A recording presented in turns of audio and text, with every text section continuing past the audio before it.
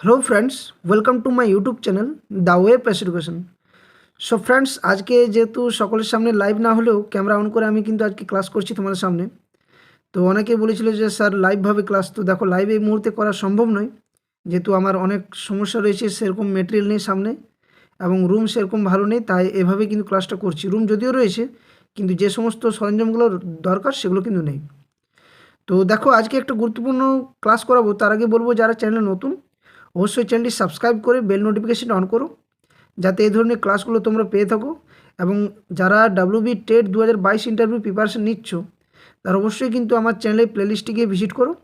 ওখানে কিন্তু in details কিন্তু ক্লাসগুলো করানো আছে। ডাব্লিউবি টেট 2017-তে যারা ইন্টারভিউ দিয়েছে তাদের থেকে যে প্রশ্ন করা হয়েছিল সেই প্রশ্ন অনুকরণ রয়েছে প্রশ্ন, এবং সেই প্রশ্নগুলো রয়েছে।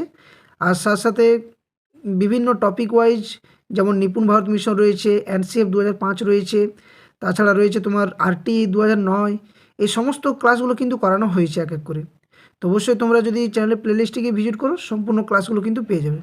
আর সকলকে রিকোয়েস্ট করব, প্রত্যেকটা ক্লাস কিন্তু 1 নম্বর থেকে দেখা শুরু করো এবং প্রত্যেকটা ভিডিও সম্পূর্ণভাবে দেখো। তো দেখো আজকের যে ক্লাস সেটা হচ্ছে, অনেকে কমেন্ট করেছিল এবং আমাকে মেসেজও করেছিল যে স্যার প্রাথমিক টেট যে ইন্টারভিউ দেবো তার আগে একটা যে মানসিক প্রস্তুতি, এই প্রস্তুতির জন্য আমরা কি কি করব এবং কি কি করা উচিত নয়, সেই নিয়ে কিন্তু আজকে ক্লাসটা। তো দেখো ক্লাসটা ভালো করে এবং বোঝার চেষ্টা করো, এবং অবশ্যই কিন্তু এগুলো কাজে দেবে। কারণ একটা দেখো, ইন্টারভিউ দেওয়া মানে তুমি একজন, বিশেষ করে শিক্ষকের ক্ষেত্রে তোমরা সকলে যেহেতু হবু শিক্ষক হয়ে গেছো, আজ হোক দুদিন পরে হোক কিন্তু সকলে ইন্টারভিউ দেবে। কিন্তু যে একটা মানসিক প্রস্তুতি দরকার, একটা মানসিক যে একটা সমস্ত দিক থেকে একটা প্রিপারেশন নিয়ে যাওয়া দরকার, কি কি করবে, কি কি করা উচিত, কি কি উচিত নয়। অনেকেই প্রথম ইন্টারভিউ, সবারই প্রথম, কিন্তু ইন্টারভিউটা যাতে ভালো করে দিতে পারো সেই জন্য এই বিষয়গুলো আমি তোমাদের সামনে তুলে ধরছি।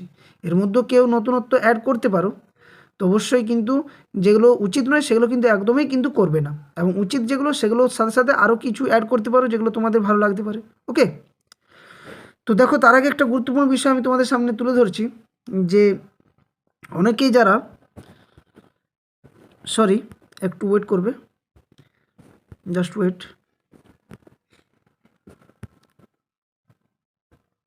হ্যাঁ, বিষয়টা যেটা হচ্ছে, অনেকে কিন্তু এই বুকটা কিন্তু পারচেস করার জন্য অনেকেই বলছে যে স্যার বইটা কোথায় পাওয়া যাবে, কীভাবে। তো যারা টেলিগ্রাম চ্যানেলে এখনও পর্যন্ত দ্য ওয়েব এডুকেশনের টেলিগ্রাম চ্যানেল যুক্ত হওনি, তার অবশ্যই আমি ভিডিও ডেসক্রিপশন বক্সে কিন্তু টেলিগ্রামের লিঙ্ক দিয়ে দেবো। ওখানে কিন্তু সকলে যুক্ত হয়ে যাবে, এবং ওখান থেকে আমি যে নাম্বারটা দিয়েছি আমার পার্সোনাল নাম্বার, এবং যে রয়েছে আর কি টাইপিস্ট, ওর নাম্বার দেওয়া রয়েছে। ওখানে তোমরা কিন্তু মেসেজ করলেই কিন্তু এটা পেয়ে যাবে। কারণ কি আমি বলছি, কারণ এই বইটা আমি কিন্তু 2017-তে যারা ইন্টারভিউ দিয়েছে তাদের প্রশ্ন নেওয়া হয়েছে, তার অনুকরণীয় প্রশ্ন, এবং সম্পূর্ণ যে প্রাথমিক লেভেলে প্রাক প্রাথমিক থেকে ক্লাস 5 পর্যন্ত যে সমস্ত পশ্চিমবঙ্গ সরকার থেকে যে বইগুলো দেওয়া হয় তার সমস্ত প্রশ্ন রয়েছে, পুঙ্খানুপুঙ্খ তথ্য রয়েছে, এবং যে সাবজেক্টিভ যে ক্লাসের যে প্রশ্ন, সিচুয়েশন বেসড প্রশ্ন, সমস্ত কিছু কিন্তু এখানে করানো আছে। তো এর পেজ সংখ্যা রয়েছে কিন্তু 344। এটা কিন্তু যদি বইটা হার্ড কপি হিসাবে যদি আমি প্রোভাইড করতে যাই, বা পাবলিশ যেহেতু করবো ভাবছি, যদি এটা যদি পাবলিশ করা যায়, তাহলে কিন্তু এর সংখ্যাটা, যে পেজ সংখ্যাটা 344, তাতে করে দাম কিন্তু অনেক পড়ে যাবে। তাই তোমাদের বলবো আজকালের মধ্যেই কিন্তু বইটা সংগ্রহ করে নাও। টাইপিস্ট বাড়িতে না থাকলে কিন্তু একটু অসুবিধা হতে পারে, ও আমার বন্ধু যেহেতু ফোন করে বলেছিল। তো এর দাম রয়েছে মাত্র 125 টাকা। তো বইটা অবশ্যই সংগ্রহ করো, অনেক কাজে দেবে। এবং যে ক্লাসগুলো আমি করাচ্ছি তার ক্লাসের পিডিএফ কিন্তু সম্পূর্ণ ফ্রি অফ কস্ট তোমরা আমার টেলিগ্রাম চ্যানেলে কিন্তু পেয়ে যাবে। তো অবশ্যই কিন্তু টেলিগ্রাম চ্যানেলে সকলে যুক্ত হও এবং ক্লাসগুলো দেখো। তো চলো আজকের ভিডিওটা আমি শুরু করছি।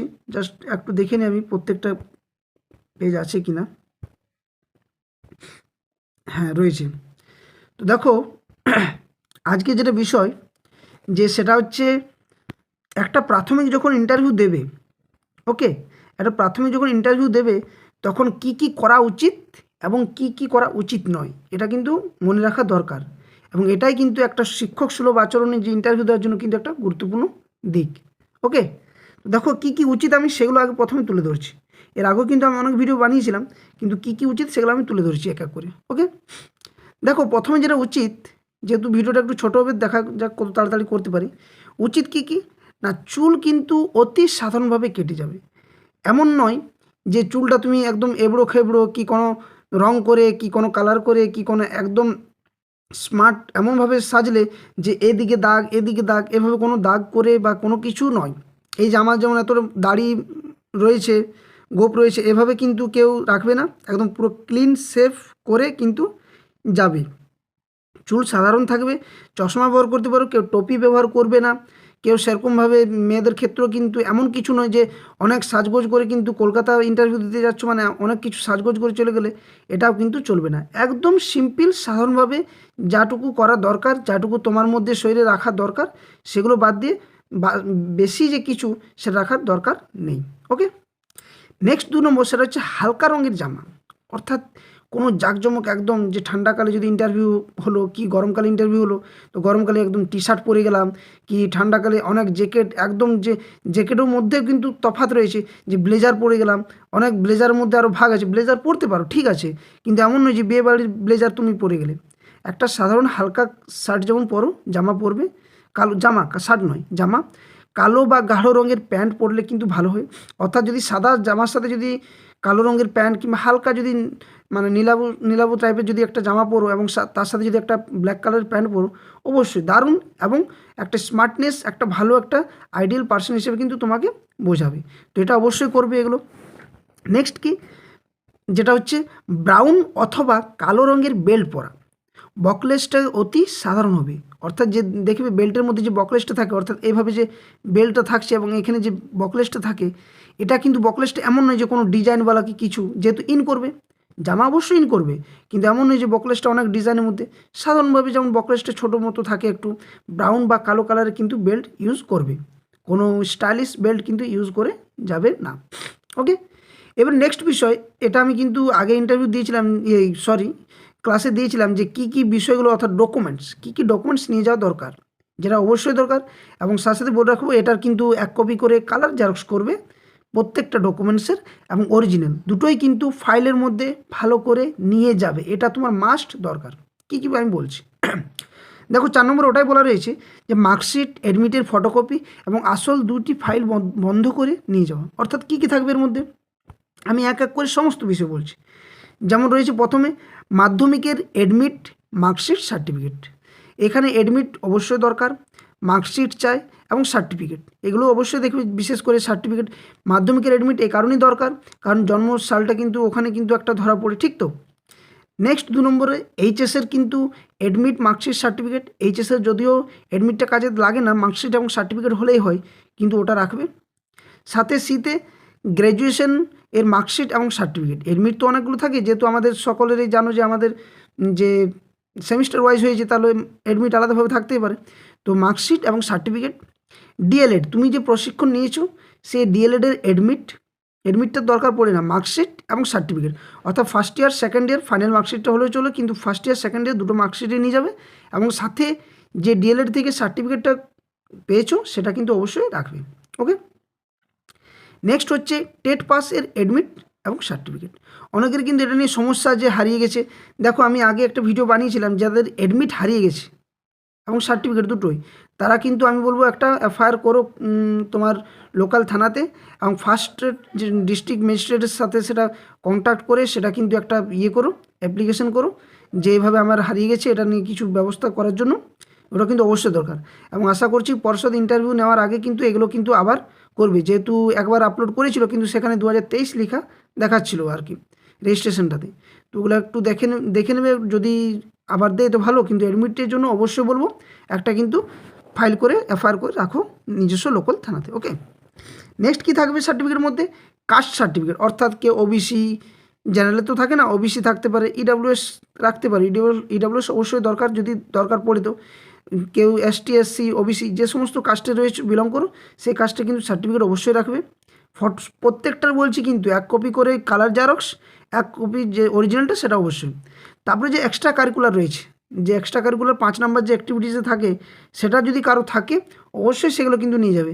এবং কী কী থাকা দরকার আমি ওটারও ভিডিও বানিয়ে দিয়েছি, যদি কেউ না দেখে থাকো প্লেলিস্টে গিয়ে চ্যানেলে ভিজিট করো, সেখানে পেয়ে যাবে। কেউ যদি পিএইচ ক্যাটাগরি হয়ে থাকে, পিএইচ সার্টিফিকেট অবশ্যই দরকার।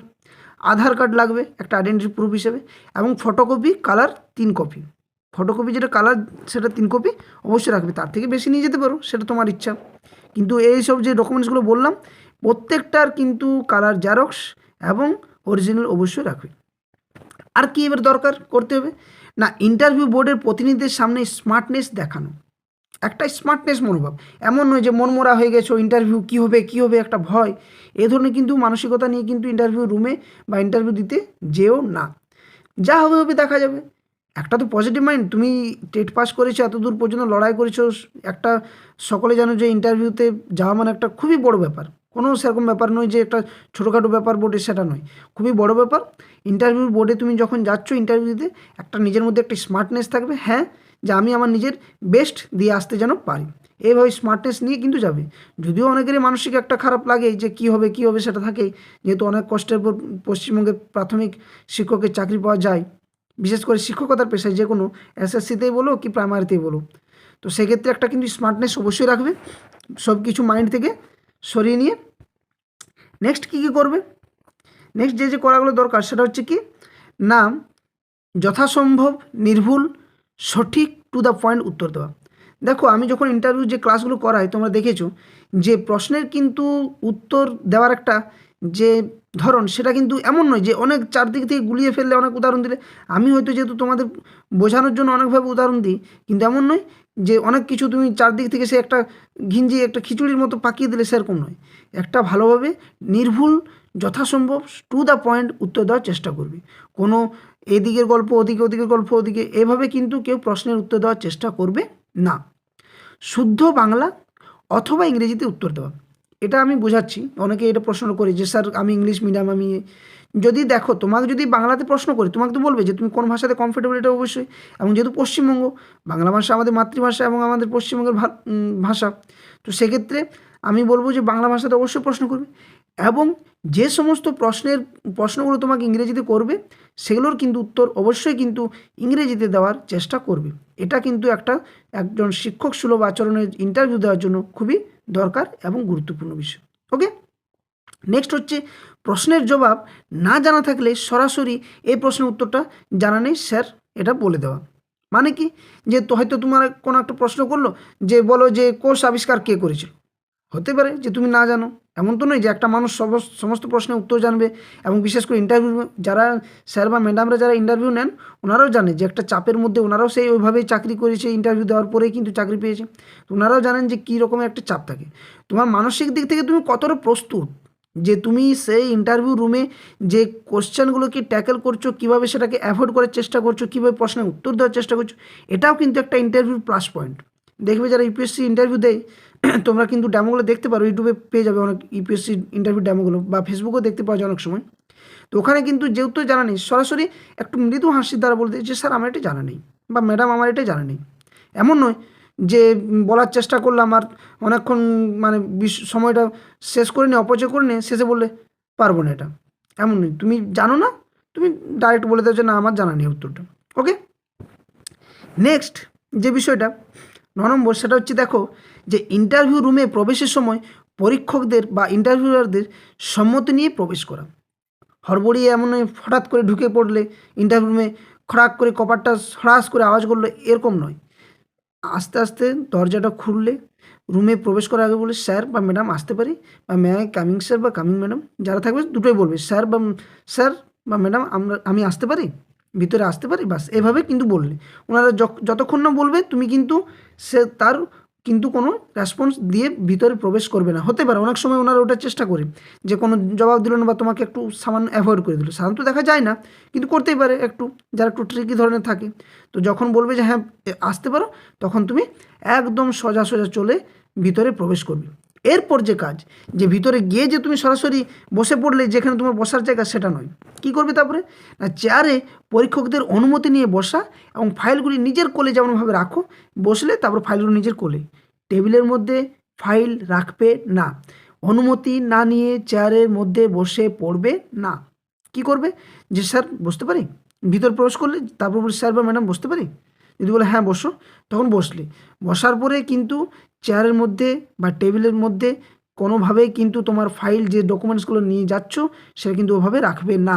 তুমি কি করবে, ফাইলটা তোমার কোলের মধ্যে বসার পরে সেখানে রাখবে এবং একদম সোজা স্ট্রেটভাবে বসে নিয়ে থাকবে। ওকে, তারপরে যেমন স্টার্ট হবে সেটা বলবে। দেখো তারপর নেক্সট পয়েন্ট, যে বিতর্কিত ও রাজনীতি সংক্রান্ত প্রশ্নগুলির নিরপেক্ষ ও বুদ্ধিদীপ্ত উত্তর দেওয়া। অর্থাৎ কি, অনেক প্রশ্ন, যেমন আমি আজকে একটা ক্লাস করিয়েছিলাম যেখানে আরজি কর নিয়েছিল, আর একটা কি সামথিং কিছু একটা ছিল, যাই হোক আমার ঠিক মনে পড়ছে না। তো ওখানে কিন্তু এই ধরনের যদি প্রশ্ন করে, এমন নয় যে না এটা ঠিক হয়নি, একে এই শাস্তি দেওয়া উচিত ছিল, একে এই করা উচিত ছিল, এই সরকার এই করছে, এই পুলিশ এই করছে, যে ঘটনাগুলো তুমি খবরের কাগজে দেখেছো, না, সেরকমভাবে তুমি জবাব দেবে না।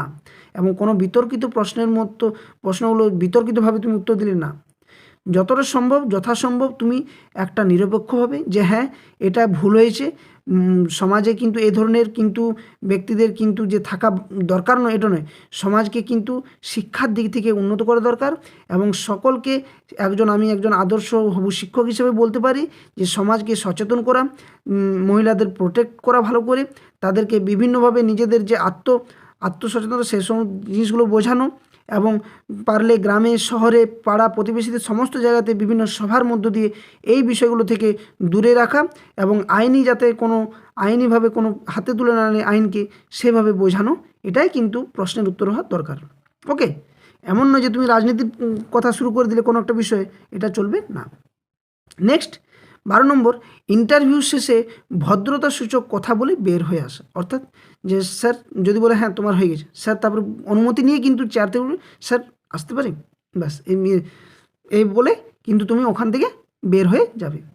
আর কি না, পরীক্ষক যে ভাষাতে প্রশ্ন করবেন সেই ভাষাতে উত্তর দেওয়ার চেষ্টা করবে, যদিও এটা আগে রাখা উচিত ছিল। তোমাকে এমন নয় যে হিন্দি ভাষাতে কথা বলবে, যদি হ্যাঁ বলে যে তোমার গান শুনতে ভালো হবি হিসেবে যখন জিজ্ঞেস করবে, তুমি হয়তো বলতে পারো যে হ্যাঁ আমার গান শুনতে ভালো, কী গান, হিন্দি গান, তাহলে বলো একটা হিন্দি গান, তখন তুমি বলতে পারো কি ইংরেজি গান।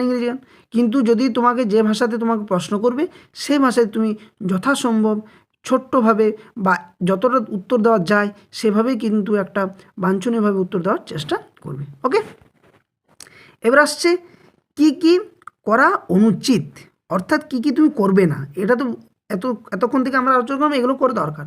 এবারে কি কি উচিত নয় না, দেখো, অভিনেতার স্টাইলে, অর্থাৎ কোনো হিরোর মতো বা কোনো হিরোইনের মতো বা অভিনেত্রীর মতো বা কোনো খেলোয়াড়দের মতো স্টাইলে বা মিলিটারিদের মতো যে চুল একদম ছোটো ছোটো না, সিম্পল সাধারণভাবে যাদের চুল ছোট এখন থেকে একটু বড় করার চেষ্টা করো, যাতে করে যখন ইন্টারভিউ দেওয়ার আগে যখন কেটে যাবে একটা ভদ্রতার সহিত যেন তোমার চুলটা কাটা যায়, কারণ ওই সময় তো হঠাৎ করে তোমার চুল বেড়ে যাবে না, গজাবে না, তাহলে তোমাকে চুলটা একটু সেরকমভাবে রাখবে। মেয়েদের ক্ষেত্রেও কোনো একদম এই সাইডে কোনো যে সেরকম চুল বের করে দিলে না, একদম সিম্পল সাধারণভাবে, বা মেয়েরাও যে কালার করে চুলের সেই কালার করে কিন্তু যাবে না, একদম সাধারণভাবে চুল রাখবে, একটা যেন একটা ভদ্রতা সুলভ যেন চুলটা থাকে সেভাবেই কিন্তু চুলটা রাখার চেষ্টা করবে। ওকে, নেক্সট কি, নেক্সট দেখো, এটা আমি একটু ভুল লিখেছি মনে হচ্ছে, এটা মানে একদম যে জাঁকজমক জামা পরা, গেঞ্জি বা টি শার্ট পরা, ইন না করা, জিন্সের প্যান্ট পরা, এগুলো কিন্তু করা একদম চলবে না। আমি যেটা আগেই বললাম যেগুলো করে চলবে না, যে গেঞ্জি পরে গেলে এত দূর হাফ কাটা গেঞ্জি, হাফ হাতের গেঞ্জি, বা ইন করলে না, হঠাৎ করে জামা বের করে দিলে, বা পাঞ্জাবি পরে চলে গেলে, বা জিন্সের প্যান্ট পরে চলে গেলে, এগুলো কিন্তু করা চলবে না। ওকে, সরি। নেক্সট দেখো, অন্য কালো রঙের বেল্ট পরা, অর্থাৎ এমন নয় যে কালো রঙের বেল্ট এমন পরলে যে তুমি যে একটা বেল্ট রয়েছে দেখবে এইভাবে কাটিং করা থাকে, এইভাবে কাটিং করা দেখবে থাকে বেল্টগুলো, এগুলো এইভাবে অমনি বেল্ট নয়, প্লেনভাবে একটা ব্রাউন কালার বা ব্ল্যাক কালারের যেমন বেল্ট থাকে, বকলেস যেমন ছোটো হয়, এই ধরনের কিন্তু বেল্ট পরে যাবে। এটা ছেলেদের জন্য বলছি, মেয়েদের যেমনভাবে পরে যাও একটু ভালোভাবে, সাধারণত শাড়ি পরে যেতে পারো, চুড়িদার পরে যেতে পারো, সালোয়ার স্যুট পরে, কিন্তু ভালো, একদম কোনো জাঁকজমকভাবে নয়, এক কালার পরলে সব থেকে ভালো, কোনো আলাদা কালারের নয়। ছেলেদের ক্ষেত্রেও স্যাম এক কালারে কিন্তু পরবে। আর কি, শুধু আসল অথবা শুধু ফটোকপি নিয়ে যাওয়া, এটা কিন্তু করবে না, যে শুধু আসলটা নিয়ে গেলাম, যে শুধু ফটোকপি নিয়ে গেলাম, না, অরিজিনাল এবং জেরক্স কপি দুটোই যে ডকুমেন্টসগুলো দরকার সেগুলো নিয়ে যাবে। আর 5 নম্বর, দাঁত দিয়ে নখ কাটা, এইভাবে যে নখ কাটা স্বভাব, টেবিলের উপর হাত রাখা, এডমিট মার্কশিট ব্যাগে নিয়ে যাওয়া, ব্যাগের মধ্যে হঠাৎ বোঝ করে নিয়ে যাওয়া, চেয়ারে বসে দোলা, এইভাবে ওইভাবে ঘোরা, ওভার করা, স্মার্টনেস দেখানো, এমন নয় যে ওভার স্মার্টনেস দেখাবে অবশ্যই, কিন্তু ওভার স্মার্টনেস দেখাবে না, এগুলো কিন্তু দরকার। মুখ একদম ফ্রেশভাবে, একদম কোনো সেরকম কোনো না থাকে, সেভাবে একদম ফ্রেশ হয়ে যাবে। আর কি, ভুল উত্তর দেওয়া, জানো না স্কিপ করে দাও, যে স্যার বা ম্যাডাম আমার উত্তরটা জানা নেই, কিন্তু এমন নয় যে তুমি ভুল উত্তর দিতে শুরু করলে তখন তুমি কিন্তু নেগেটিভ খেয়ে যাবে এবং বলবে যে এর কোনো প্রিপারেশন নেই, হবু শিক্ষক বা শিক্ষিকা মহাশয় ইনি বিনা মানে কোনো প্রিপারেশন ছাড়াই চলে এসেছেন যা তা করতে, কোনোভাবে হয়তো পাস করেছে, এমন মানসিকতা তৈরি হতে পারে ওনাদের মধ্যে। তাহলে তুমি যেটা জানো সেটা উত্তর দেবে। হতে পারে যে তুমি 5টা উত্তর না জানতে পারো, কোনো অসুবিধা নেই, সেটাও ওনাদের ব্যাপার যে ওনারা কী নাম্বার দেবে। এবং এতদিন ধরে প্রিপারেশন নিচ্ছ এবং আমার ক্লাসের সাথে যদি যুক্ত থাকো চ্যানেলের সাথে, অবশ্যই 2-1টা না 5টার মধ্যে 3টা হলেও উত্তর দিয়ে আসতে পারবে, এটা আমি দৃঢ় বিশ্বাসের সাথে তোমাদের বলছি।